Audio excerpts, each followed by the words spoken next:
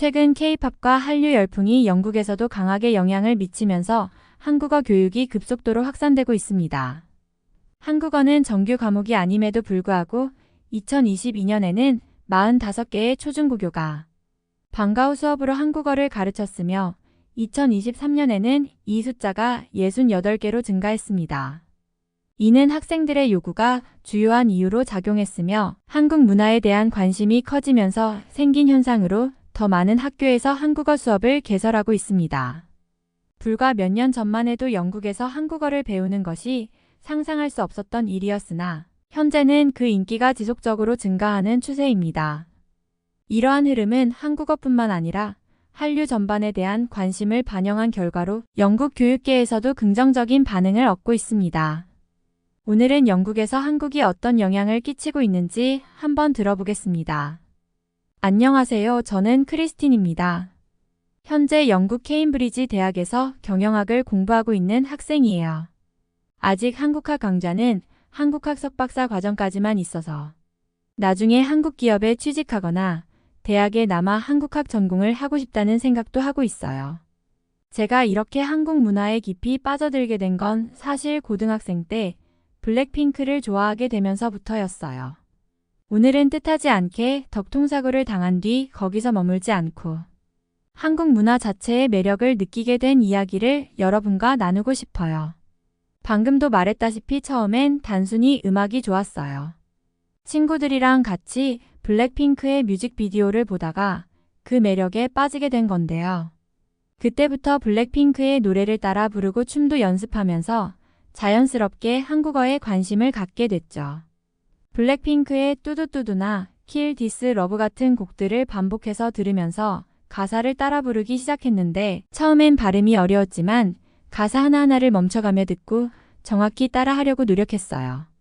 가사를 핸드폰에 다운받아 반복적으로 읽고 발음을 연습했죠. 거실 거울 앞에서 춤을 연습하면서 노래를 부르는 시간은 저의 일상을 충실히 채워주는 비타민 같은 순간이 되어갔습니다. 뮤직비디오를 보면서 멤버들의 춤 동작을 하나씩 따라할 때는 처음엔 몸이 잘 안 따라줘서 유튜브 영상을 보고 동작을 천천히 익히기도 했어요. 제니의 카리스마 넘치는 안무나 리사의 파워풀한 춤 동작을 따라해 보고 싶었거든요. 춤을 따라할 때 동작이 자연스럽게 나올 때까지 몇 시간이고 반복하곤 했어요.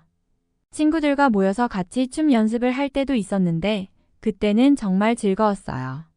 그러다 보니 자연스럽게 한국어 가사와 표현에 익숙해졌고 한국어를 더 알고 싶어졌어요. 처음에는 단순히 재미로 시작했던 한국어 공부가 이제는 제 일상의 한 부분이 되었어요. 매일같이 시간을 내어 공부하게 되었고 점점 더 깊이 빠져들게 된 것이죠. 처음엔 블랙핑크를 좋아하면서 자연스럽게 한국어에 관심을 갖게 되었지만 지금은 그 이상으로 한국어와 한국 문화에 대한 진지한 학습을 시작했어요. 독학으로 교재를 사서 공부하면서 처음에는 발음이 어려운 단어들이 있어서 고생하기도 했지만 그조차도 제게는 도전이었고 흥미로운 과정으로 다가왔어요. 특히 한국어의 매력에 빠질수록 이 언어가 얼마나 다양하고 독특한지 깨달았어요. 말의 뉘앙스나 표현들이 다른 언어와는 다른 감정을 담고 있어서 저를 더욱 자극하는 것 같아요. 하다 보니 한국어를 제대로 공부해서 영국에서 한국 전문가로서 인정받고 싶다는 목표까지 생겼어요. 단순히 K-팝 팬으로 시작했지만 그 이후에는 예상하지 못했던 새로운 목표들이 저를 바꿨죠. 블랙핑크를 통해 시작된 작은 관심이 이제는 저의 미래를 설계하는데 중요한 역할을 하게 된 거예요. 사실 블랙핑크를 좋아하기 시작하면서 저희 가족의 일상에도 많은 변화가 있었어요. 예전에는 주말이면 주로 서구권의 영화나 프리미어 리그를 보며 시간을 보냈었는데 어느 순간부터 저희 집엔 한국 드라마가 흘러나오기 시작했죠. 제 부모님은 처음엔 왜 제가 갑자기 한국어를 배우고 드라마를 보는지 잘 이해하지 못하셨어요.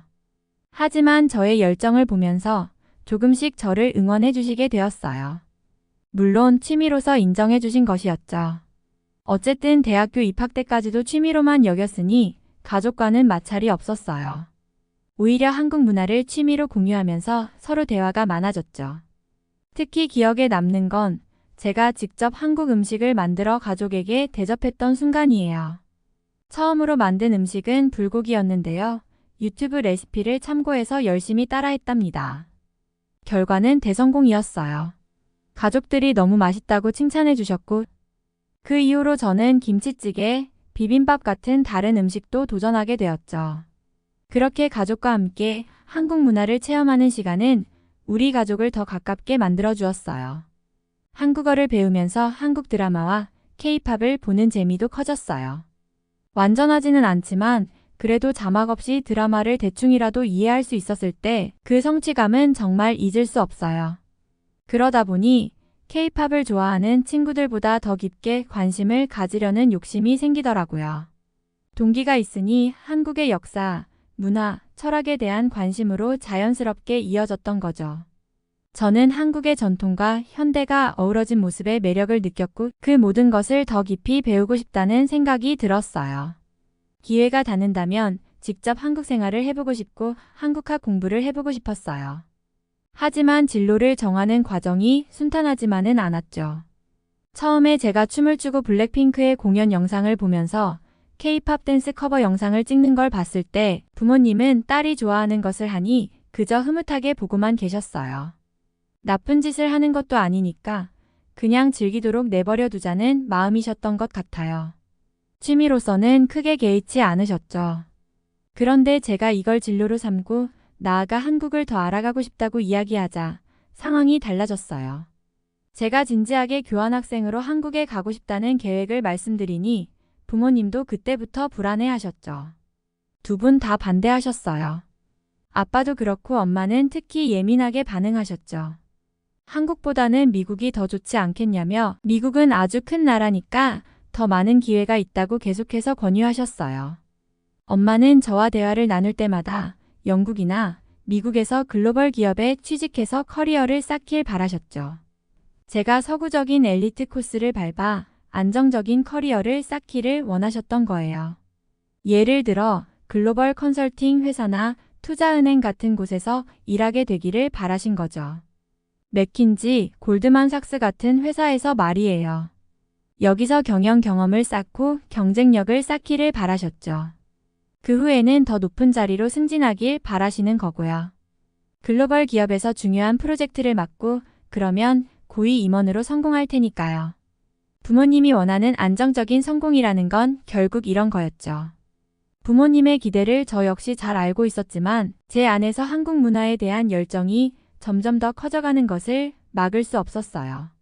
한국에 대한 이야기를 계속 부모님께 들려드리고 제 꿈을 굽히지 않고 고집스럽게 이야기하니까 엄마는 점차 저와의 대화를 회피하거나 때로는 왜 하필 한국이냐? 며 신경질적인 반응을 보이셨어요. 한동안 저희 대화는 늘 그렇게 신경전으로 끝나곤 했습니다. 그뿐만 아니라 그 이후로는 가족끼리 함께하는 한국 음식 만찬도 자연스레 피하게 되었어요. 예전에는 종종 즐겼던 한국 음식도 이제는 제가 혼자 한식을 먹는 것조차 엄마가 불안해 하시더라고요. 엄마는 제가 한국 문화에 너무 깊이 빠지는 것을 우려하셨고 그런 걱정이 표정이나 태도로 드러났죠. 부모님은 한국에 대한 저의 관심이 너무 커지는 것을 부담스러워 하셨어요. 하지만 저는 한국을 포기할 수 없었어요. 그 열정을 억누르기보다는 끈질기게 제 꿈을 밀고 나갔어요. 시간이 지나면서 부모님도 조금씩 마음을 열어주기 시작하셨지만 여전히 제 꿈보다는 영국이나 미국에서의 안정적인 길을 가길 바라셨죠. 제 속마음에는 부모님이 한국을 진심으로 좋아해 주시면 얼마나 좋을까 하는 바람이 있었습니다. 하지만 그런 계기를 일부러 만들기란 너무나 어려운 일이었어요. 답이 없는 문제처럼 느껴졌고 그저 제가 얼마나 한국에 진심인지를 보여드리는 수밖에 없었죠. 그때는 부모님이 방해하지 않기만 해도 충분하다고 생각했어요. 어차피 저도 이제는 어른이고 제 결정대로 나아갈 거니까요. 그래도 한편으로는 부모님의 인정과 심정적인 지지를 받고 싶다는 마음이 여전히 남아 있었어요. 그것이 저를 이끄는 큰 동력 중 하나이기도 하니까요. 사실 제 꿈에 부정적이었던 엄마의 마음을 바꾸는 데는 남동생 에드워드가 큰 역할을 했어요. 에드워드는 지금 15살인데 요즘 뉴진스에 정말 빠져 있어요. 그가 뉴진스의 음악을 듣고 한국어 가사를 영어로 적어놓고 따라 부르는 모습을 보면서 엄마도 조금씩 달라지기 시작한 거죠. 한 명의 의견에서 다수가 되니 정말로 대중적이라고 인식하게 되신 거예요. 에드워드가 한국어 가사를 이해하기 어려워할 때면 제게 물어보기도 해요. 그럴 때마다 한국어 가사 뜻을 설명해 주면서 동생과 한국 문화에 대한 공감대를 쌓아가고 있죠. 저도 처음에 블랙핑크를 통해 한국 문화를 접했던 것처럼 에드워드도 뉴진스를 통해 자연스럽게 한국 문화에 빠져들었어요. 사실 그전까지만 해도 우리 가족 중에 한국에 진심으로 관심 있는 사람은 저 혼자뿐이었어요. 엄마는 종종 교회를 혼자 다닌다며 투덜대곤 하셨는데 마찬가지로 한국 문화에 대해서도 저 혼자만 열성적으로 좋아했었죠. 그나마 서로를 이해하려고 부활절 같은 특별한 날에는 교회를 같이 가거나 제가 만든 한국 음식을 함께 먹는 정도로 타협점을 찾아가고 있었어요. 하지만 그것도 일종의 형식적인 노력일 뿐이었죠. 그런데 에드워드가 뉴진스를 좋아하기 시작하면서 진정한 변화가 일어났어요. 에드워드가 한국 문화에 진심으로 빠져들면서 저를 지지해주는 든든한 내 편이 된 거예요. 에드워드가 뉴진스에 푹 빠져서 제가 블랙핑크를 좋아할 때처럼 열정적으로 한국 아이돌 얘기만 했어요. 에드워드까지 뉴진스 음악을 듣고 춤을 따라 하다 보니 부모님도 한국 문화에 대한 관심이 자연스럽게 커지기 시작했죠. 도대체 K-팝에 무슨 매력이 있나 싶었을 거예요. 특히 엄마는 에드워드가 뉴진스 노래에 맞춰 춤을 추거나 한국어로 된 노래 가사를 열심히 외우는 걸 보면서 뿌듯해하기 시작했어요. 에드워드가 너무 행복해하니까 엄마도 내 아이가 행복하다면 그게 뭐든 괜찮지 않을까 싶었대요. 엄마도 뉴진스 음악을 진심으로 흥겹게 듣는 것 같았어요. 계속 들어도 질리지 않는다고 하더라고요. 더구나 대부분의 K-팝 곡들은 긍정적인 메시지나 감성적인 이야기를 담고 있어서 다양한 연령대가 편하게 즐길 수 있죠. 가사에 불편한 내용이 없다 보니 부모님도 자연스럽게 함께 즐기게 되었어요. 에드워드가 15살이라 선정적 가사에 노출될까봐 조심스러운데 K-팝에는 그런 우려가 없었던 거죠. 그렇다고 엄마가 갑자기 한국 문화를 열렬히 좋아한 건 아니지만 마음의 문이 조금 열린 거예요. 하지만 엄마의 생각을 진짜로 바꾼 결정적인 계기는 엄마의 친구분들이 집에 놀러 오셨을 때 생겼어요. 그날 엄마 친구분들이 집에 오셔서 다 같이 얘기를 나누다가 한국 문화를 이야기했다는데 그분들이 한국 문화를 세련됨의 상징이라며 엄청 칭찬하시더라고요. 제니퍼라고 미국에 살다가 온 분이 있는데 중학교 학부모 모임에서 만난 사이였죠. 나이 차는 좀 나지만 그래도 엄마와 스스럼 없이 지내던 분이었어요. 그분이 한국어 티셔츠를 입고 와서는 그 간결해 보이는 글자가 한글이라고 알려주셨는데 문자의 생김새가 쿨하다고 칭찬하셨어요. 요즘 신세대가 그렇게 생각하니 꼭 알아두어야 한다고요. 저도 궁금해서 좀 찾아보니까 이미 인터넷 안에서는 대박 먹방 같은 단어를 자기들 언어로 조합해서 쓰더라고요. 세련되고 쿨하고 즐거운 언어라는 생각이 들었어요. 무엇보다 소리 나는 대로 상당히 정확하게 표현한다는 것이 전 참 좋았는데 저보다 어린 친구들은 아예 자기들만의 언어로 놀이를 위해서 활용하고 있더라고요. 그러다 보니 정규 과목도 아닌 한국어를 방과 후에 가르치는 학교들이 생기기 시작했다는데 한국어를 가르치는 학교가 2022년에는 45개였고 작년에는 68개였더라고요. 학생들이 만들어달라고 요구해서 계속 증가하는 추세예요. 불과 수년 전만 해도 영국 초중고교에서 한국어를 가르치는 건 상상할 수 없었는데 제가 다 우쭐해지더라고요. 그런 기사를 보면서 그리고 주위에서 믿고 따르던 사람들이 한국 문화를 지지하는 모습을 접하다 보니 엄마의 마음도 자연스럽게 흔들리기 시작한 것 같아요. 특히 엄마의 친구분들이 요즘은 한국에 대한 인식이 부족하면 뒤처지는 거야 라고 말했다고 하시던데 그 순간 엄마의 표정이 눈에 띄게 바뀌었어요. 그때까지 가지고 계셨던 불안감이나 걱정이 조금씩 풀리는 것 같았죠. 그동안 엄마는 제가 한국 문화에 빠져드는 걸 보고 고립감을 느끼지 않을까 걱정하셨지만 오히려 주변에서 다들 저와 같이 한국 문화를 세련된 취향으로 보고 있다는 것을 깨닫고 안도하셨던 거예요. 친구분들이나 사회적인 흐름 속에서 한국에 대한 긍정적인 평가가 많아지자 엄마도 한국에 대한 선입견을 버리고 점차 긍정적으로 받아들이는 분위기가 형성되었죠. 엄마가 한국에 대해 막연한 불안감을 가졌지만 이제는 한국을 좋아하는 것이 단지 저 혼자만의 독특한 취향이 아니라는 것을 알게 되면서 점차 마음을 여셨어요. 그날 이후로 엄마는 한국에 대한 생각도 많이 달라지셨어요.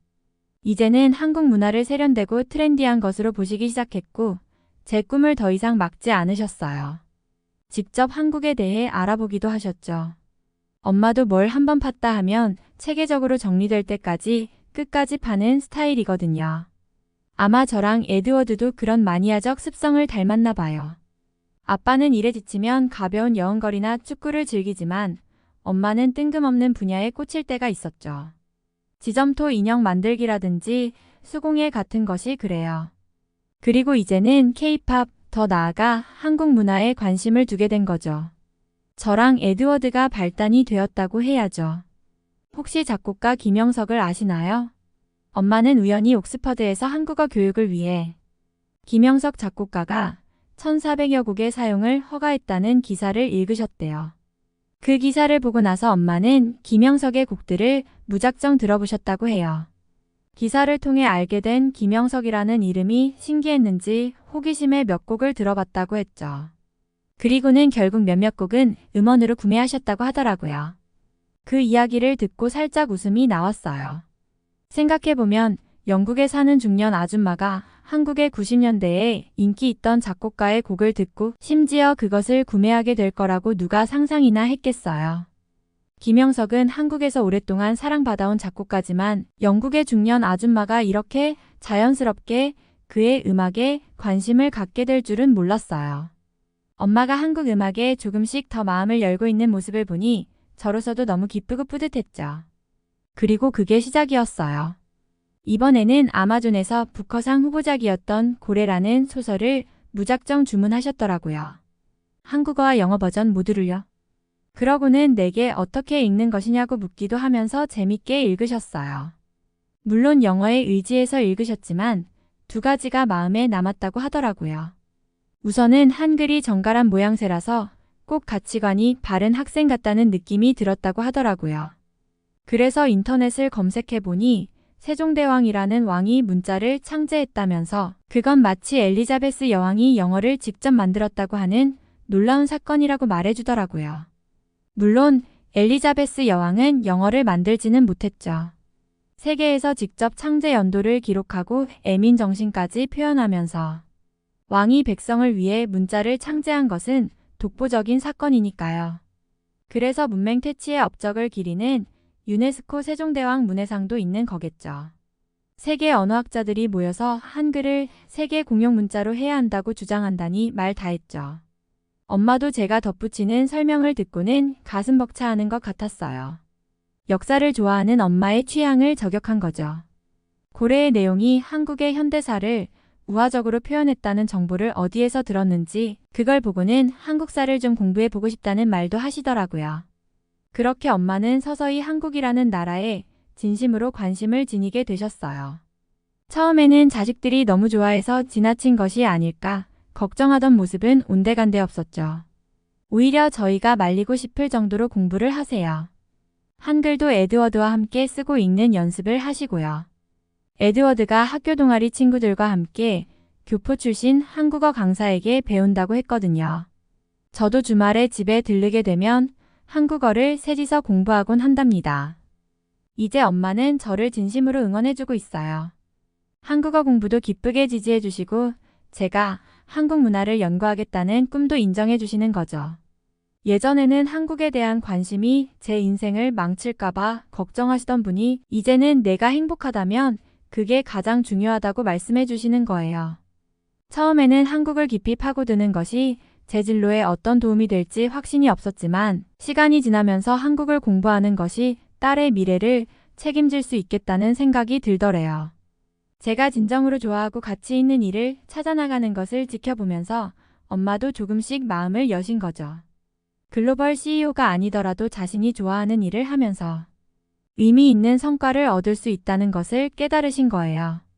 요즘 엄마는 무슨 일이든 제대로 하는 사람이 결국에는 가치 있는 성과를 얻게 된다고 말씀하시며 제가 한국에 대해 깊이 파고들며 전문성을 쌓아가는 모습을 든든하게 응원하고 계세요.